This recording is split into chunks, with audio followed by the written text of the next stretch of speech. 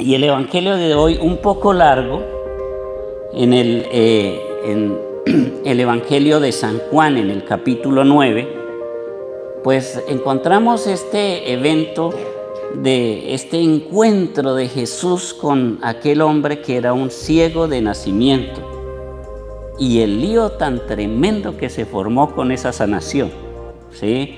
Ese pobre ciego lo llevaron para allá y para acá, en preguntas, interrogatorios, le hicieron juicios y le hicieron de todo.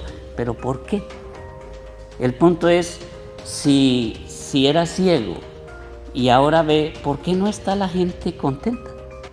¿Por qué están tan preocupados de que ese ciego haya visto? Y varias cosas se tienen que identificar en este evangelio. Primero, una costumbre, una tradición del pueblo de Israel que hablaba del pecado y de la heredad del pecado. Es decir, se decía que cuando alguien cometía un pecado muy grave, ese pecado se transmitía a los hijos, ¿sí?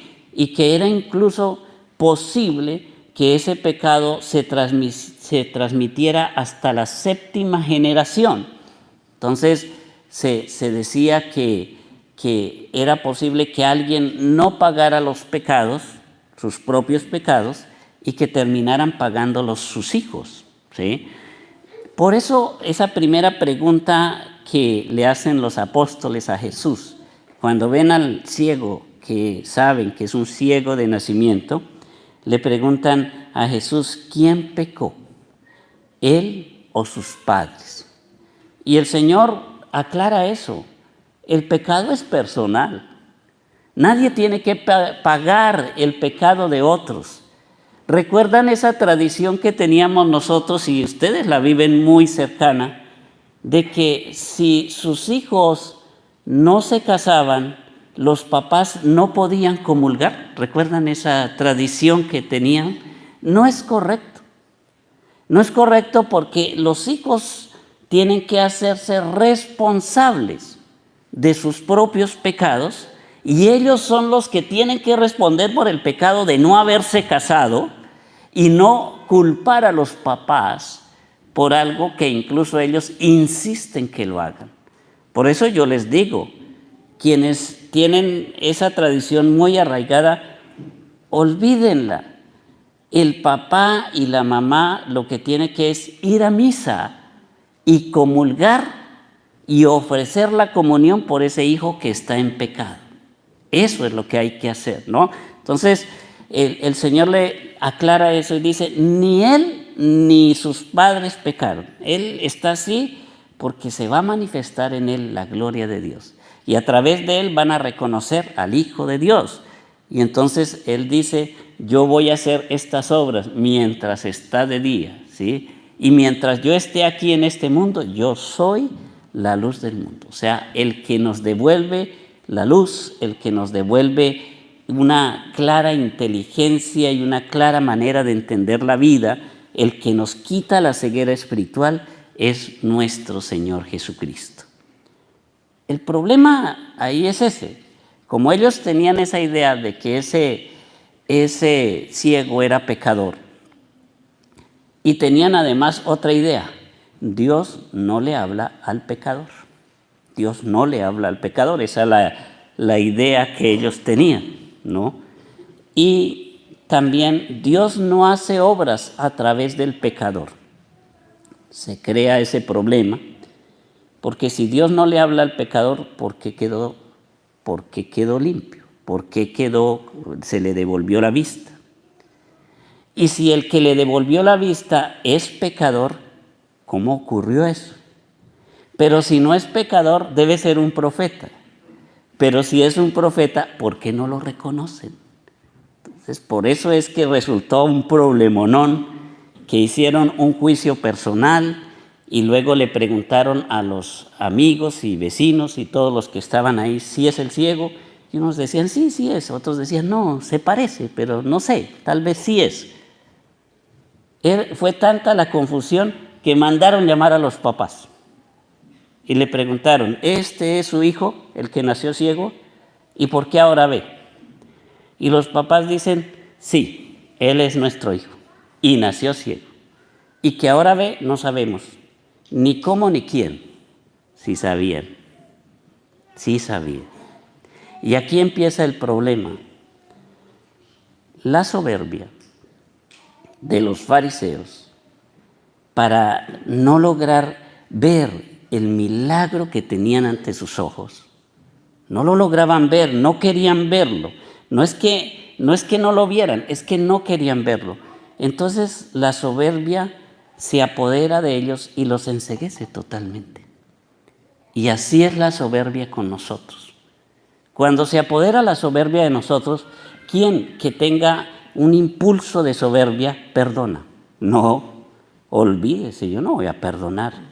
Pero mire, está haciendo un acto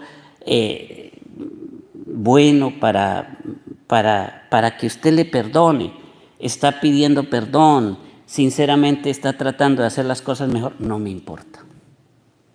No me importa, a mí me importa el daño que hizo y ya no me importa nada más. Soberbia, soberbia. Cuando uno actúa con soberbia, cierra los ojos, se enceguece y no escucha ninguna otra razón.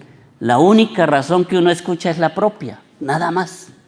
Y eso le pasó a estos fariseos, que para resolver ese problema lo resuelven de la forma más sutil, más tranquila. Expulsar al ciego. Expulsar al ciego y olvidarse del milagro. Y seguir su vida normal. ¿Sí? Y eso lo podemos hacer nosotros también en nuestra vida. Expulsar a Dios es tan fácil. Es que Dios estorba, no crea. ¿Cuántos de ustedes, no vayan a levantar la mano, no los voy a confesar en público, pero vinieron obligados? ¿Cuántos de ustedes pelearon en casa antes de venir a misa? ¿Y cuántos de ustedes, jóvenes, le preguntan a su papá, pero ¿por qué tenemos que ir a misa? ¿Y por qué todos los domingos?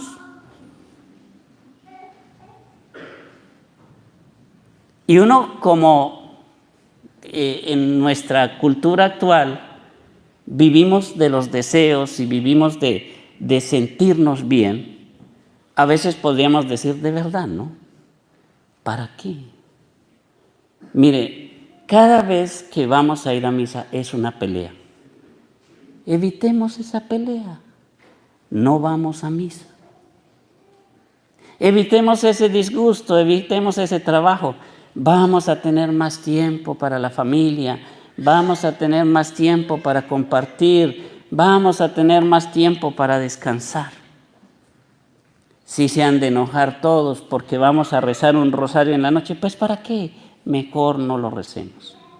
Y entonces la actitud más fácil para enfrentar la voluntad de Dios es expulsar a Dios del corazón. Buscar todas las justificaciones posibles para expulsar a Dios del corazón. La gente lucha y yo los veo a ustedes preguntando cuándo empieza el curso de primera comunión, cuándo son los bautismos, cómo hacemos, vamos al curso de confirmación y los niños se bautizan y hacen su primera comunión y hacen su confirmación. Pues ya no se casan. La gente ya no se casa. ¿Y para qué? ¿Para qué casarse? Yo no necesito tener un papel. Yo no necesito tener un certificado. Yo no necesito que alguien diga que ya estoy casado. Lo importante es lo que hay en mi corazón. Lo que importante es los sentimientos que yo tengo hacia mi esposo, a mi esposa, y eso es lo que importa. Lo demás no importa. Y así, con esa justificación, sacó a Dios de su corazón, dejó de comulgar. No era el papel lo importante. Definitivamente tenía razón en eso. Lo importante no era el papel, lo importante era el sacramento. Lo importante era poder mantener la comunión con Dios. Eso era lo importante. Y entonces rechazamos a Dios a través de nuestras actitudes, expulsamos a Dios de nuestro corazón a través de los sacramentos ya no se realizan los sacramentos, ya la gente pelea porque el padrino tiene que ser una persona casada, una persona responsable, una persona que viva su fe, y entonces como no acepta el padre la persona que yo tengo como padrino, entonces pues no bautizo. Y ahora ¿quién pierde? Soberbia, ¿no? La soberbia lo deja a uno ciego. ¿Cómo que quién pierde? Pues su hijo. ¿Quién más va a perder? Es el único que pierde, porque pierde la gracia de Dios por su soberbia, no porque el padre o la iglesia tenga muchas trabas para hacer las cosas, sino por su propia soberbia es que uno va alejándose de Dios.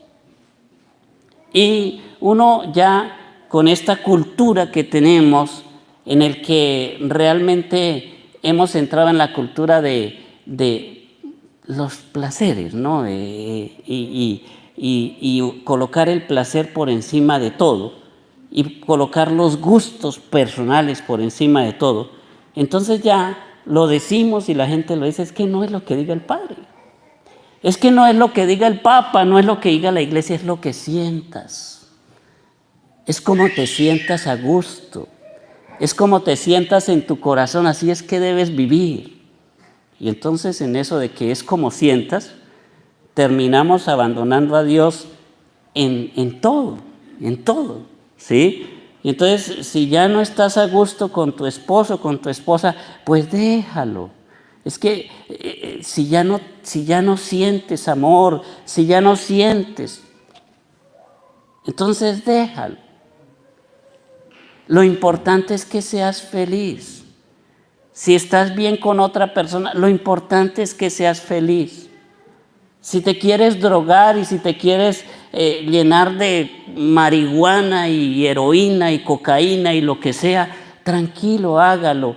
Esa es su felicidad. El Estado te ayuda. El Estado dice que eso ya es legal. ¿Ya? Vamos alejando a Dios de nuestra vida y vamos dejando que nuestra vida vaya a la deriva, como ciegos. Jóvenes, no se ofendan si sus papás les insisten que hay que venir a la Santa Misa, porque muchos de los jóvenes que venían antes ya no vienen, ya rechazaron a Dios. En un acto de rebeldía le dijeron a sus papás, no, yo no quiero, no me gusta, no quiero ir a misa, allá no voy. Y están más tranquilos. Y es cierto, viven más tranquilos, pero hay una cosa que hay que tener en cuenta. Al diablo le gusta que nos condenemos tranquilamente. Al diablo le encanta que nos condenemos tranquilamente, que no hagamos ningún esfuerzo. Ahora, ellos están tranquilos y aparentemente se ven más felices, pero lo son.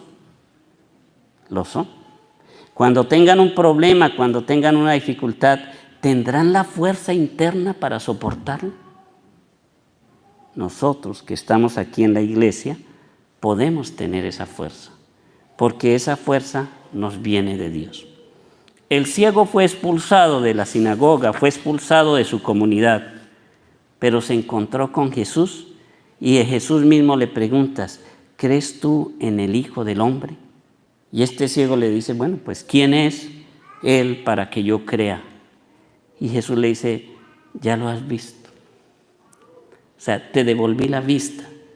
Estás viendo lo que yo hice por ti. Y entonces el ciego, sin más, el que ya ve, dice, Señor, yo creo. Y toma una actitud muy importante, que es la única actitud que debemos tomar ante Jesús. Se postró y lo adoró. Esa es la actitud del cristiano frente a Jesús. Pero uno no puede adorar a Jesús si no reconoce las obras que Él ha hecho en la vida de uno. No se puede. Por eso a veces no lo adoramos, porque no estamos reconociendo. ¿Quién de ustedes puede negar que Dios ha hecho milagros en su vida? ¿Alguno de ustedes se atreve a negar o alguno de ustedes no se ha dado cuenta de algún milagro que Dios le ha hecho en su vida? Si todavía no te has dado cuenta, pues es que estás ciego. Pero en realidad Dios todos los días hace milagros en la vida de cada uno de nosotros. Dios todos los días nos salva de peligros. Dios todos los días nos ama inmensamente. Él todos los días demuestra su amor hacia nosotros. ¿Por qué no le adoramos? La relación con Jesús no puede ser una relación de amigos, de compadres, ¿sí? Mi compadre Chuy. No. No es una relación de compadres. No es una relación de mi mejor amigo. No, olvídate. Jesús es tu Dios. Jesús es tu Dios y la relación tuya hacia Él es que lo debes adorar. Él sí dijo, yo quiero ser tu amigo. Y está bien que Dios quiera ser mi amigo. Está bien que Dios quiera tener una confianza grande en mí, pero que yo lo trate con la misma confianza a Él, olvídense, eso no es así. Nosotros debemos tratarlo con todo el respeto, con toda la veneración y con toda la adoración. Por eso la palabra de Dios dice que ante el nombre de Jesús, toda rodilla se doble en el cielo, en la tierra y en el abismo, y que toda persona proclame que Jesucristo es Hijo de Dios para gloria de Dios Padre. Esa es la forma como nosotros debemos relacionarnos con Él. Pues pidámosle a nuestro Señor que nos ayude a reconocer las obras que Él ha hecho en nuestra vida para poderle adorar y que no deje que la soberbia, el orgullo y todos estos pecados capitales se apoderen de nuestra vida, nos enceguezcan y nos alejen de nuestro Salvador.